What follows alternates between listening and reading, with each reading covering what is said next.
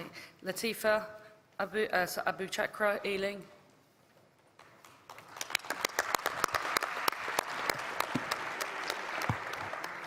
President, Conference, my name is Latifa Abou Chakra. I'm a first-time delegate and a first-time speaker. Thank you.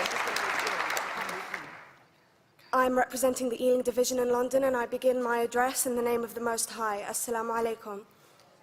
Alaikum salam. When certain politicians and the media use the term muscular liberalism, that's just another word for racism and Islamophobia.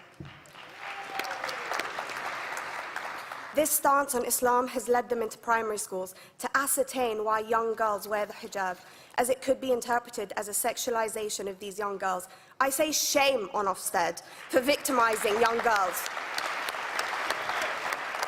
for choosing to wear religious articles of clothing. There is no such measure made for other religions or other articles of religious wear.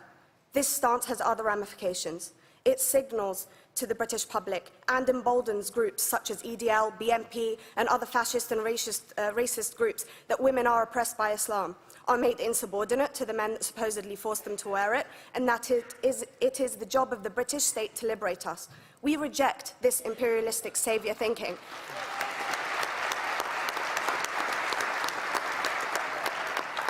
And I am here to state for all people who choose to practice their beliefs openly that we are not oppressed by our faith.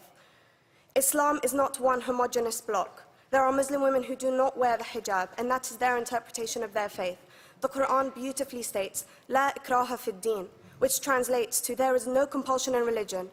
My faith has given me the right to choose 1,400 years before the Universal Declaration of Human Rights told me I could. A fun fact for you, conference. My dad didn't want me to wear the hijab. I chose to. Those of faith, thank you. Those of faith should have the right to choose to wear their articles of faith. Sikhs wearing the turban, Jews wearing the kippah, or Christians wearing the crucifix. Practicing my right to freedom of expression through the hijab empowers me and other women like me to know that we are able to make decisions for ourselves.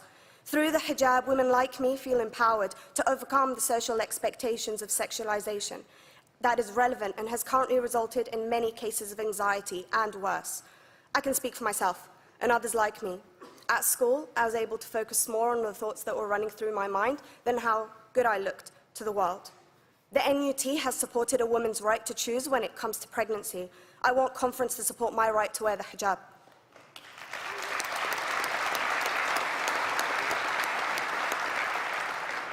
How I choose to practice my faith is clearly displayed for all to see.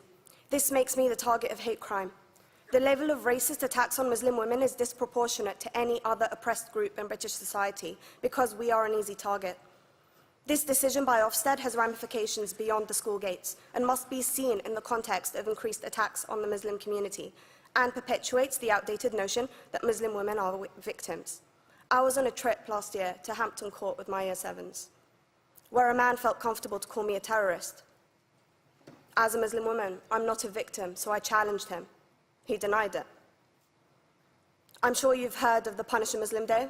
It's been spoken about a few times already this morning. And as a Muslim, I'm actually quite optimistic.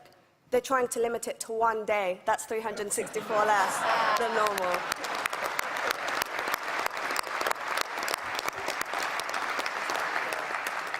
But let's be clear, conference. Islamophobia and other forms of racism affects non-Muslims too. If we don't challenge this stance as a collective, we may turn into a society like France, where women are forced by the law to choose between their faith and their education, their faith and their right to work in the public sector, their faith and their right to enjoy a day out by the seaside with their families.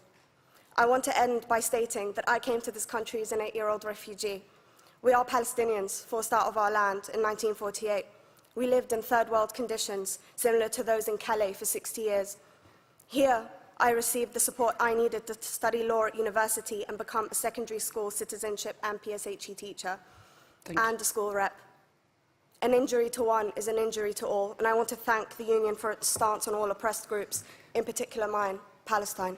Thank you, conference. Thank you, Latifa.